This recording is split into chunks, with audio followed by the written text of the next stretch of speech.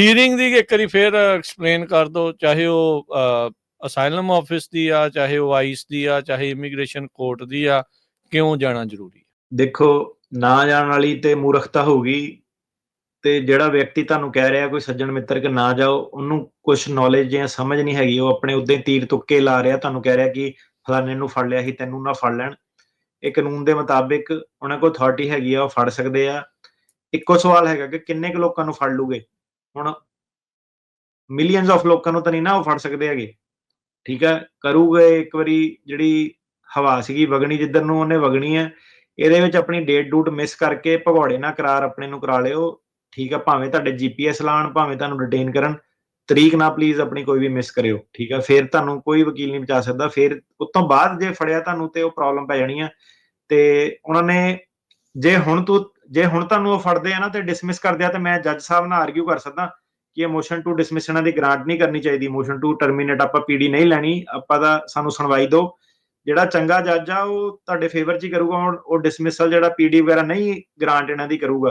ਤੁਹਾਨੂੰ ਸਾਰਿਆਂ ਨੂੰ ਪਤਾ ਕਿ ਕਈ ਵਾਰੀ ਕਈ ਵਧੀਆ ਜੱਜ ਸੀਗੇ, ਉਹ ਨਹੀਂ ਸਰਕਾਰ ਨੂੰ ਪੀਡੀ ਕਰਨ ਦਿੰਦੇ ਸੀਗੇ। ਉਹ ਕਹਿੰਦੇ ਸੀਗੇ ਕਿ ਆਪਾਂ ਕੇਸ ਸੁਣਨਾ, ਪਰ ਜੇ ਤੁਸੀਂ ਤਰੀਕ ਮਿਸ ਕਰਤੀ, ਸਰਕਾਰ ਨੇ ਉਹ ਵੀ ਵਿੱਚ ਐਡ ਕਰਨਾ ਕਿ ਇਹ ਬੰਦੇ ਨੇ ਤਰੀਕ ਮਿਸ ਕਰਤੀ, ਜੱਜ ਸਾਹਿਬ ਇਹ ਸਾਡੀ ਹਾਜ਼ਰੀ ਨਹੀਂ ਭਰ ਰਿਹਾ।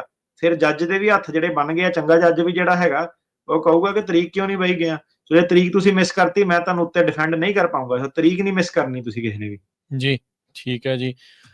ਹੀਅਰਿੰਗ ਦੀ ਇੱਕ ਵਾਰੀ ਫਿਰ ਐਕਸਪਲੇਨ ਕਰ ਦਿਓ, ਚਾਹੇ ਉਹ ਅਸਾਈਲਮ ਆਫਿਸ ਦੀ ਆ, ਚਾਹੇ ਉਹ ਆਈਸ ਦੀ ਆ, ਚਾਹੇ ਇਮੀਗ੍ਰੇਸ਼ਨ ਕੋਰਟ ਦੀ ਆ, ਕਿਉਂ ਜਾਣਾ ਜ਼ਰੂਰੀ ਹੈ? ਦੇਖੋ, ਨਾ ਜਾਣ ਵਾਲੀ ਤੇ ਮੂਰਖਤਾ ਹੋਊਗੀ, ਤੇ ਜਿਹੜਾ ਵਿਅਕਤੀ ਤੁਹਾਨੂੰ ਕਹਿ ਰਿਹਾ ਕੋਈ ਸੱਜਣ ਮਿੱਤਰ ਕਿ ਨਾ ਜਾਓ, ਉਹਨੂੰ ਕੁਛ ਨੌਲੇਜ ਜਾਂ ਸਮਝ ਨਹੀਂ ਹੈਗੀ। ਉਹ ਆਪਣੇ ਉੱਦਾਂ ਹੀ ਤੀਰ ਤੁੱਕੇ ਲਾ ਰਿਹਾ, ਤੁਹਾਨੂੰ ਕਹਿ ਰਿਹਾ ਕਿ ਫਲਾਣੇ ਨੂੰ ਫੜ ਲਿਆ ਸੀ, ਤੈਨੂੰ ਨਾ ਫੜ ਲੈਣ। ਇਹ ਕਾਨੂੰਨ ਦੇ ਮੁਤਾਬਿਕ ਉਹਨਾਂ ਕੋਲ ਅਥਾਰਟੀ ਹੈਗੀ ਆ, ਉਹ ਫੜ ਸਕਦੇ ਆ। ਇੱਕੋ ਸਵਾਲ ਹੈਗਾ ਕਿ ਕਿੰਨੇ ਕੁ ਲੋਕਾਂ ਨੂੰ ਫੜ ਲੂਗੇ। ਹੁਣ ਮਿਲੀਅਨਸ ਆਫ ਲੋਕਾਂ ਨੂੰ ਤਾਂ ਨਹੀਂ ਨਾ ਉਹ ਫੜ ਸਕਦੇ ਹੈਗੇ, ਠੀਕ ਹੈ। ਕਰੂਗੇ ਇੱਕ ਵਾਰੀ, ਜਿਹੜੀ ਹਵਾ ਸੀਗੀ ਵਗਣੀ ਜਿੱਧਰ ਨੂੰ ਉਹਨੇ ਵਗਣੀ ਹੈ। ਇਹਦੇ ਵਿੱਚ ਆਪਣੀ ਡੇਟ ਡੂਟ ਮਿਸ ਕਰਕੇ ਭਗੌੜੇ ਨਾ ਕਰਾਰ ਆਪਣੇ ਨੂੰ ਕਰਾ ਲਿਓ, ਠੀਕ ਹੈ। ਭਾਵੇਂ ਤੁਹਾਡੇ GPS ਲਾਣ, ਭਾਵੇਂ ਤੁਹਾਨੂੰ ਡਿਟੇਨ ਕਰਨ, ਤਰੀਕ ਨਾ ਪਲੀਜ਼ ਆਪਣੀ ਕੋਈ ਵੀ ਮਿਸ ਕਰਿਓ, ਠੀਕ ਹੈ। ਫਿਰ ਤੁਹਾਨੂੰ ਕੋਈ ਵਕੀਲ ਨਹੀਂ ਬਚਾ ਸਕਦਾ। ਫਿਰ ਉਸ ਤੋਂ ਬਾਅਦ ਜੇ ਫੜਿਆ ਤੁਹਾਨੂੰ ਤੇ ਉਹ ਪ੍ਰੋਬਲਮ ਪੈ ਜਾਣੀ ਆ। ਤੇ ਉਹਨਾਂ ਨੇ ਜੇ ਹੁਣ ਤੁਹਾਨੂੰ ਉਹ ਫੜਦੇ ਆ ਨਾ ਤੇ ਡਿਸਮਿਸ ਕਰਦੇ ਆ, ਤੇ ਮੈਂ ਜੱਜ ਸਾਹਿਬ ਨਾਲ ਆਰਗਿਊ ਕਰ ਸਕਦਾ ਕਿ ਇਹ ਮੋਸ਼ਨ ਟੂ ਡਿਸਮਿਸ ਇਹਨਾਂ ਦੀ ਗ੍ਰਾਂਟ ਨਹੀਂ ਕਰਨੀ ਚਾਹੀਦੀ। ਮੋਸ਼ਨ ਟੂ ਟਰਮੀਨੇਟ ਆਪਾਂ ਪੀਡੀ ਨਹੀਂ ਲੈਣੀ, ਆਪਾਂ ਦਾ ਸਾਨੂੰ ਸੁਣਵਾਈ ਦਿਓ। ਜਿਹੜਾ ਚੰਗਾ ਜੱਜ ਆ ਉਹ ਤੁਹਾਡੇ ਫੇਵਰ 'ਚ ਹੀ ਕਰੂਗਾ। ਉਹ ਡਿਸਮਿਸਲ ਜਿਹੜਾ ਪੀਡੀ ਵਗੈਰਾ ਨਹੀਂ ਗ੍ਰਾਂਟ ਇਹਨਾਂ ਦੀ ਕਰੂਗਾ। ਤੁਹਾਨੂੰ ਸਾਰਿਆਂ ਨੂੰ ਪਤਾ ਕਿ ਕਈ ਵਾਰੀ ਕਈ ਵਧੀਆ ਜੱਜ ਸੀਗੇ, ਉਹ ਨਹੀਂ ਸਰਕਾਰ ਨੂੰ ਪੀਡੀ ਕਰਨ ਦਿੰਦੇ ਸੀਗੇ। ਉਹ ਕਹਿੰਦੇ ਸੀਗੇ ਕਿ ਆਪਾਂ ਕੇਸ ਸੁਣਨਾ, ਪਰ ਜੇ ਤੁਸੀਂ ਤਰੀਕ ਮਿਸ ਕਰਤੀ, ਸਰਕਾਰ ਨੇ ਉਹ ਵੀ ਵਿੱਚ ਐਡ ਕਰਨਾ ਕਿ ਇਹ ਬੰਦੇ ਨੇ ਤਰੀਕ ਮਿਸ ਕਰਤੀ, ਜੱਜ ਸਾਹਿਬ ਇਹ ਸਾਡੀ ਹਾਜ਼ਰੀ ਨਹੀਂ ਭਰ ਰਿਹਾ।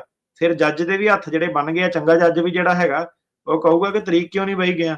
ਜੇ ਤਰੀਕ ਤੁਸੀਂ ਮਿਸ ਕਰਤੀ, ਮੈਂ ਤੁਹਾਨੂੰ ਉੱਤੇ ਡਿਫੈਂਡ ਨਹੀਂ ਕਰ ਪਾਊਂਗਾ। ਤਰੀਕ ਨਹੀਂ ਮਿਸ ਕਰਨੀ ਤੁਸੀਂ ਕਿਸੇ ਨੇ ਵੀ। ਜੀ ਠੀਕ ਹੈ ਜੀ।